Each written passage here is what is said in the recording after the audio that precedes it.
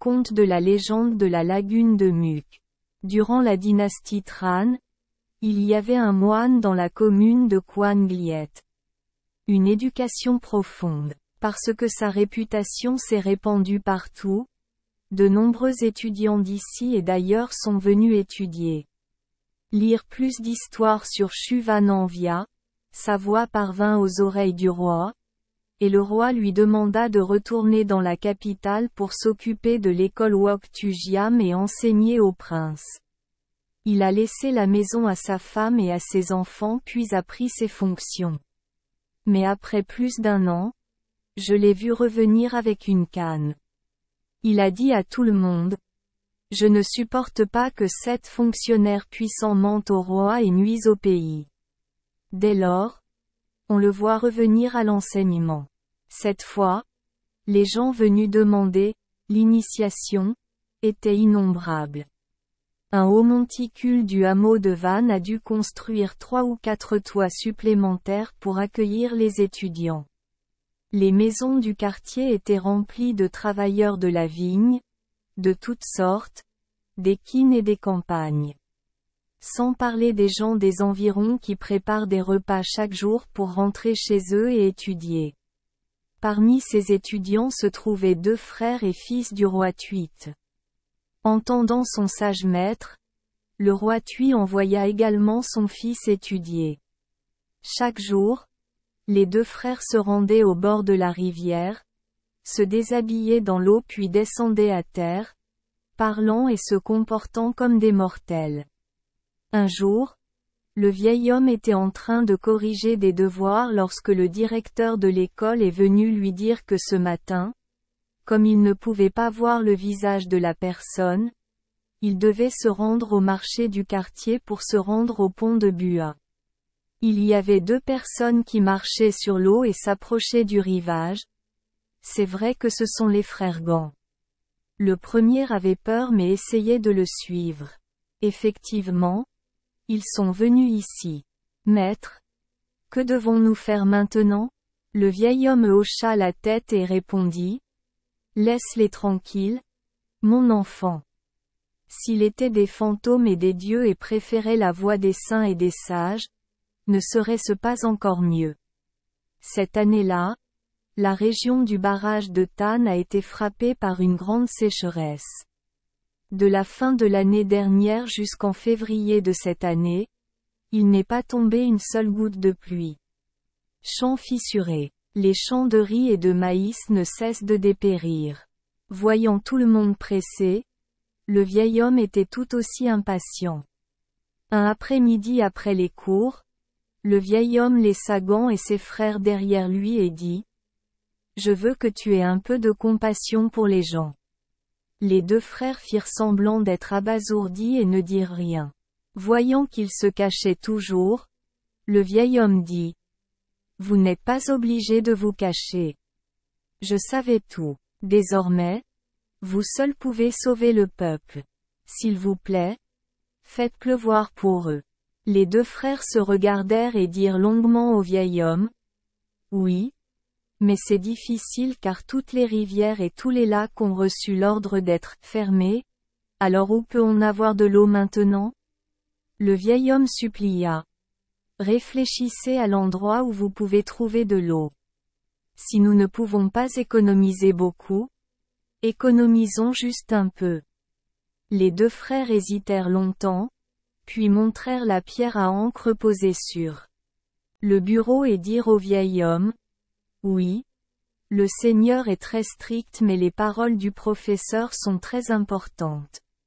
Nous vous obéirons monsieur. Nous utiliserons l'eau de cette pierre à encre pour saturer temporairement une zone. » Le vieil homme courut joyeusement vers le bureau, portant une grosse pierre à encre encore pleine d'encre et son porte-pinceau habituel, et le leur donna. Les 2 frères l'attrapèrent et se dirigèrent tous les 3 vers la berge de la rivière. Quand ils sont arrivés, ils ont retroussé leurs manches, puis j'ai tenu la pierre à encre, et lui a tenu le porte-stylo trempé dans l'encre et l'a projeté dans le ciel à plusieurs reprises. Ensuite, Ils ont jeté le bureau et le stylo dans l'eau, se sont inclinés devant le professeur et ont disparu. Cette nuit-là était effectivement nuageuse et sombre, puis il pleuvait abondamment. Le vieil homme était à la fois heureux et effrayé, entrant et sortant toute la nuit sans dormir. En se réveillant le matin, ce que tout le monde trouvait étrange, c'était que l'eau ne coulait qu'à travers les champs de la région du barrage de Tann.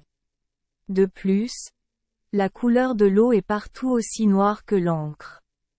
La pluie cette nuit-là a sauvé d'innombrables champs de riz, de maïs et d'autres cultures. Les habitants de la région de Tandam sont à nouveau heureux comme avant. Mais pendant ce temps, au ciel, les anges furent surpris par la pluie soudaine.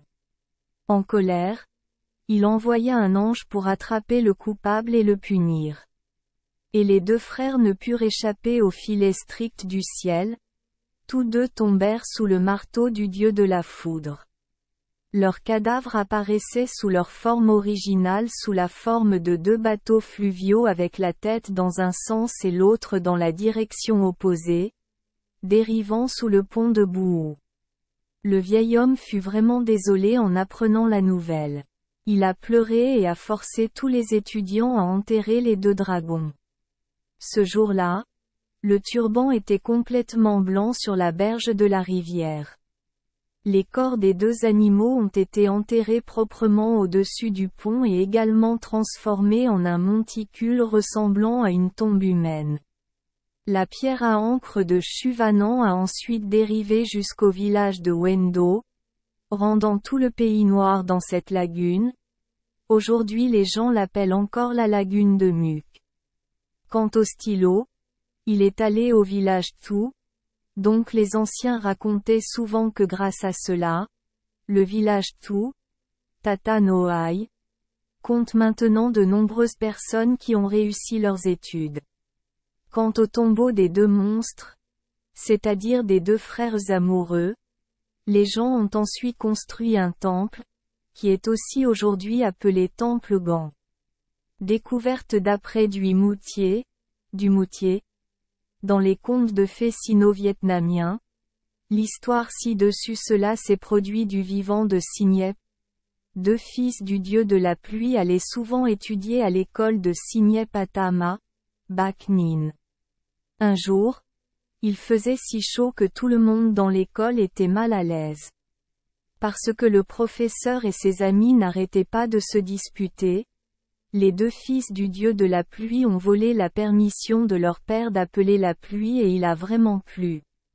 L'empereur de Jade a vu cela et s'est mis en colère et a ordonné l'exécution immédiate des deux fils du dieu de la pluie. Les deux têtes tombèrent dans le village de Tien Liet. Ici, les gens construisent des tombes, construisent des temples et les adorent comme des dieux tutélaires.